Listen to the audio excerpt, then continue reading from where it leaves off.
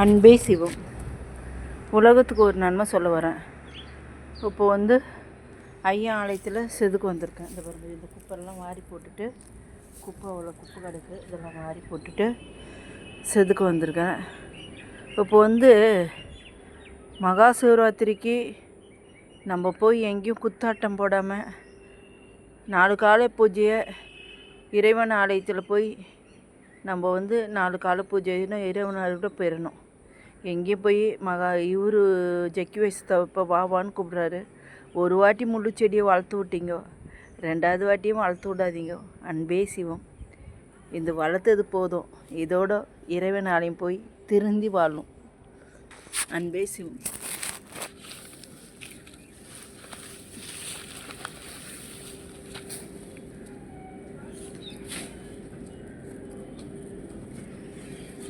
ஒரு அம்மாவுக்கு, நம்ம பெத்த அம்மாவுக்கு நம்ம பொண்டாட்டி சாப்பாடு போடலன்னா கூட ஒரு புல்லை கஞ்சி சோறு கொடுத்தாலும் நம்ம புல்லை கொடுக்குறான் பாருங்க. தண்ணி கொடுத்தா கூட நம்ம புள்ளி மனசார அவன் கையில் இருக்கிறது கொடுக்குறான்னு அம்மா நினைப்பாங்க. அதே மாதிரி தான் நான் உங்களுக்கு சொல்கிறேன். இப்போ நம்ம அப்பனுக்கு சேவை செய்கிறதுனால ஆலயம் க்ளீன் ஆகுது. என்ன, இறைவனுக்கு சேவை செஞ்சதா இயற்கைக்கு சேவை செஞ்சுருக்கிறோம்.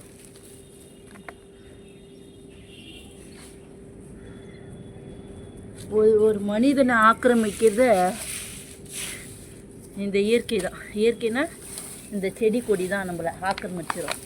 அது சொத்தை தான் நம்ம பறிச்சுன்னுக்கிறோம். எதே இயற்கை சொத்தை தான் நம்ம பறிச்சுன்னுக்கிறோம். ஒரு இடத்த நீங்கள் செதுக்கி வச்சுட்டு வாங்களேன், திரும்ப புண்ணு முளைச்சிடும்.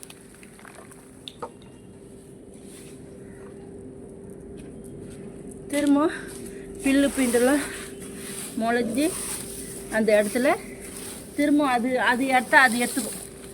நான் தான் நீங்கள் பண்ணாலும், நீங்கள் சுத்தம் பண்ணி வச்சாலும், அந்த டைல்ஸ் போட்டு வச்சுருந்தா தான் அந்த இடத்துல வராது.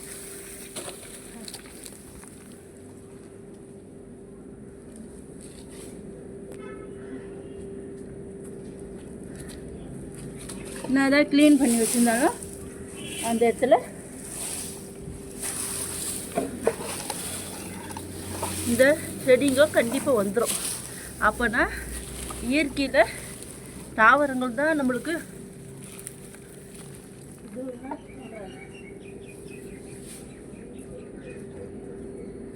இப்போ இறைவன் ஆலயை நம்ம க்ளீன் பண்ணுறதும் நம்ம பெத்த அம்மாவுக்கு அப்பாவுக்கு கடமையை செய்கிறதும் ஒன்று தான்.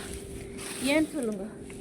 இப்போ நம்ம மனைவி செய்வோன்னு நம்ம எதிர்பார்க்கக்கூடாது. பிள்ளைங்க என்ன பண்ணோம், நம்மளால் முடிஞ்ச ஒரு தண்ணியாக இருந்தாலும் அம்மாவுக்கு கொடுக்கணும். அப்போ கொடுக்கும்போது அம்மா என்ன நினைப்பாங்க, அவள் செஞ்சா சாரா, என் பிள்ளைகிட்ட இருக்கிறத ஒரு தண்ணினாச்சு என் பையன் கொடுத்தான், அவள் செய்கிற கட்டி போகிறா அப்படின்னு ஒரு தாய் நினைப்பாங்க.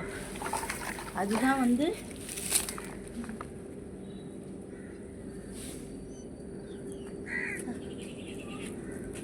பொண்டாட்டிக்கு தெரியாது. ஒரு அம்மாவுக்கு அவங்க அம்மாவுக்கு செய்ய தோணுமாக்குறத அம்மா நம்மளை எப்படிலாம் வளர்த்தாங்கன்னு பொண்டாட்டிக்கு தெரியாது.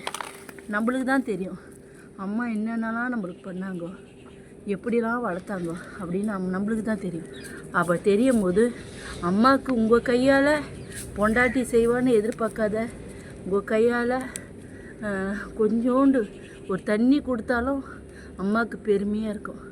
அதே மாதிரி தான் இறைவன் சேவை செய்ய சொல்ல நம்மளுக்கு பெருமையாக இருக்கும். ஒரு ஆலயத்தை க்ளீன் பண்ணுறோம், இப்போலாம் நிறைய பேர் க்ளீன் பண்ணுறாங்க. அதே மாதிரி நீங்கள் பழக்கப்படுத்திங்கனாவே போதும். எங்கேயே போய் குத்தாட்டம் போடாதீங்க, இறைவன் ஆலயம் போங்கோ. இதுதான் நான் உங்களுக்கு சொல்கிற உபதேசம்.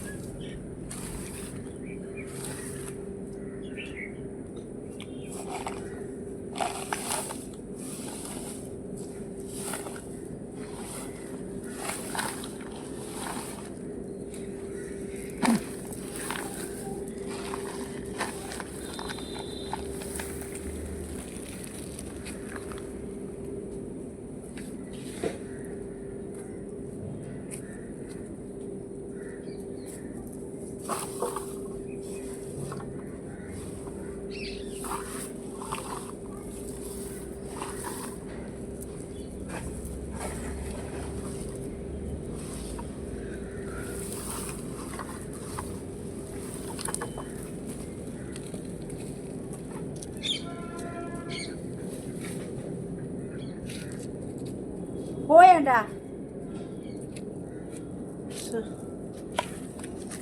அன்பே சிவம்,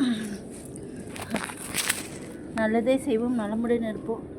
இப்போ வந்து உங்களுக்கு என்ன சொல்ல வரேன்னா, இப்போ வந்து இறைவன் ஆலயம் போகும்போது, இப்போ வந்து அந்த காலத்துலலாம் நம்ம காலையில் எழுந்ததும் ஒரு மம்முட்டியை கையில் எடுப்பாங்க, களை வெட்டுவாங்க. இந்த மாதிரி இருக்கும்போது வேலைகள் செய்யும்போது இப்போ அந்த களைன்றது கிடையாது, இதுவும் கிடையாது, எதுவுமே கிடையாது. இப்போ அப்படி இல்லாத போது இப்போ ஒரு மனிதன் சொல்கிறது தான் நம்ம கேட்குறதா இருக்குது. நம்மலாம் வந்து இப்போ வந்து எப்படி காய்கறிக்கு சுத்தம் கிடையாது, இயற்கை உணவு சுத்தம் கிடையாது, எல்லோரும் சுத்தம்னு சொல்கிறாங்க. ஆனால் அதெல்லாம் சுத்தம் இல்லைன்றது தெரியல உங்களுக்கு. சுத்தம் எல்லாமே சுத்தமான ஐட்டம் அப்படின்னு சொல்கிறாங்களே தவிர எதுவுமே அங்கே சுத்தம் இல்லை. ஒரு தாய், இப்போ தாய் கூட சுத்தமாக இல்லாத இருக்கிறாங்க. தாய் அன்பு கூட சுத்தம் கிடையாது. ஏன்னா வந்து இப்போ இருக்கிறது இந்த இந்த புருஷனை விட்டு நான் அந்த புருஷனை எடுத்துக்கலாமா, அந்த புருஷனை, ஏன்னா அங்கே வந்து கலாச்சாரம் செத்து போச்சு. கலாச்சாரம் செத்து போட்டு தாய் கூட சுத்தமாக இல்லாத ஆகிடுறாங்க. குழந்தைய விட்டு கூட ஓடி போடுறாங்க, குழந்தைய சாவடிக்கிறாங்க. இந்த மாதிரி எதுவுமே சுத்தம் இல்லாத இருக்குது. அதே மாதிரி ஆன்மீகத்தையும் ஒரு சாக்கடையாக மாற்றுறாங்க. அதை வந்து மாற்றுறது பிரச்சனை கிடையாது, அதை நீங்கள் மாறுறீங்க பாருங்க, அதுதான் பிரச்சனை. இப்போ என்னெல்லாம் மாற்ற சொன்னால் மாற்றவே முடியாது. ஏன்னா என்னால் வந்து நான் வந்து படிக்காத பொண்ணு தான், படிக்காத தான், ஒன்றுமே இல்லாத பொம்பளை தான். இருந்தாலும் நம்மளுக்கு நம்ம கலாச்சாரம்னு ஒன்று இருக்குது. அந்த கலாச்சாரத்தில் இது தவறு ரைட்டுன்னு அந்த காலத்தில் சொல்லி வச்சுட்டு போயிருக்கிறாங்க. நம்ம ஏதோ ஒரு எல்லாத்தையும் எடுத்துக்கணும்னா நம்மளுக்கு தேவைப்பட்டதை எடுத்துக்கலாம்.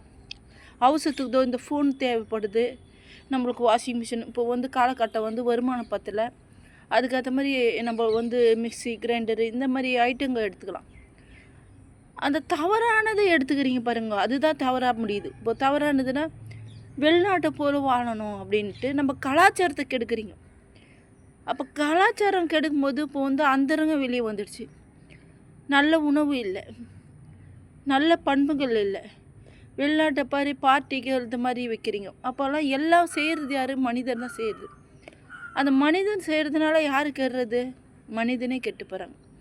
இப்போ வந்து ஒரு ஆன்மீகவாதியை போய் நீங்கள் வளர்க்குறீங்க, உங்களுக்கு தெரியாது எதுவுமே இல்லை. உங்கள் அனுபவம் வந்து வாழ்க்கையில் எவ்வளோ கற்றுக் கொடுத்துருக்கு. உங்கள் அனுபவம் வந்து வாழ்க்கையில் எவ்வளோ கற்றுக் கொடுத்துருக்கு. ஆனால் கற்றுக் கொடுத்தாலும் நீங்கள் என்ன பண்ணுறீங்க?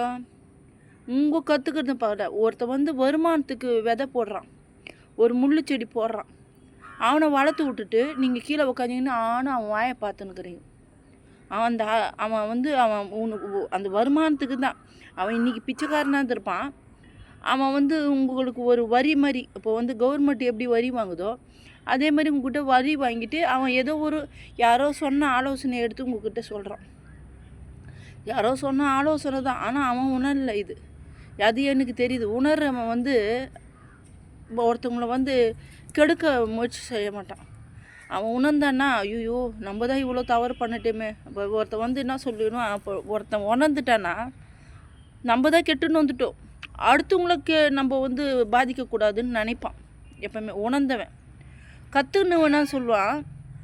எவன் கெட்டான்னா நம்ம நல்லா இருந்தால் போதும்ன்று கற்றுக்கணுவன் செய்வான். ஆனால் உணர்ந்தவன் செய்ய மாட்டான். ஏன்னா உணர்ந்தவன் அவன் வழியை உணர்ந்துருக்கிறான். இவன் வழியை உணரலை, கற்றுக்குன்னு வந்திருக்கிறான். அதுக்கு விதை இப்போ வந்து ஒரு டாக்டர் வந்து கற்றுக்குன்னு வந்தாங்கன்னா அதுக்கேற்ற விதையை போடுறாங்க மக்களில். நான் இவ்வளோ பணம் கொடுத்து அந்த டாக்டர் பட்டம் வாங்கியிருக்கிறேன், பட்டம் வாங்கணும்.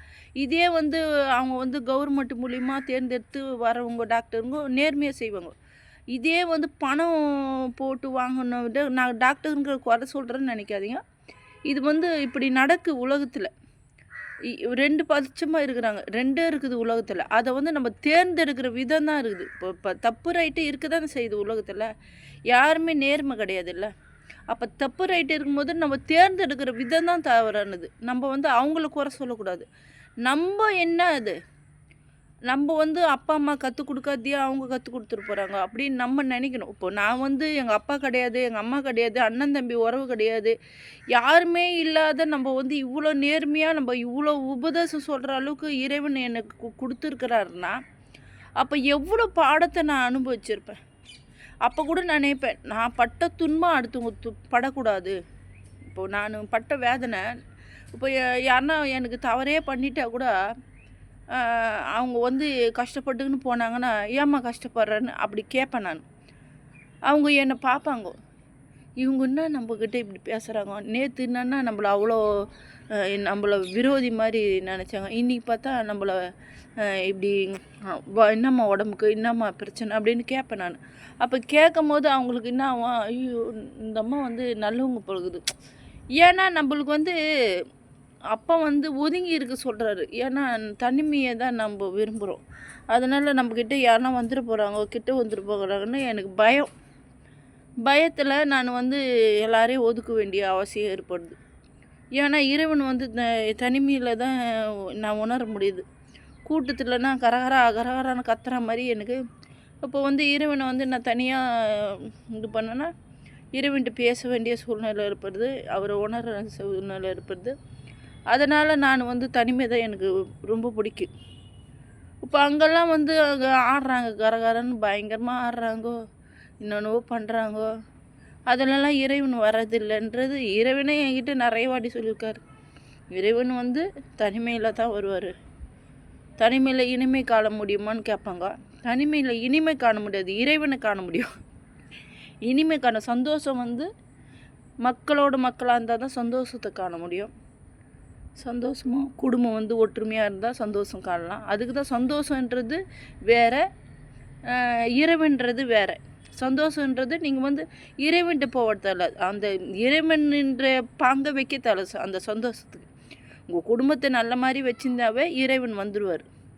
அப்போ அதுலேயே இறைவனை நீங்கள் காணலாம். அன்பே செய்வோம், நல்லதை செய்வோம், நலமுடன் இருப்போம். சித்திராலயம் போவோம், இறைவனாலும் யாரும் குத்தாட்டம் போடுறாங்கன்னு கூப்பிட்றாங்க, நீங்கள் போகாதீங்க. இறைவனால் போங்க, 4 காலை பூஜை பாருங்க. எல்லாரும் தெளிஞ்ச நீராக இருங்க. முள்ளு செடியை வளர்த்து விடாதீர்கள். அன்பே செய்வோம்.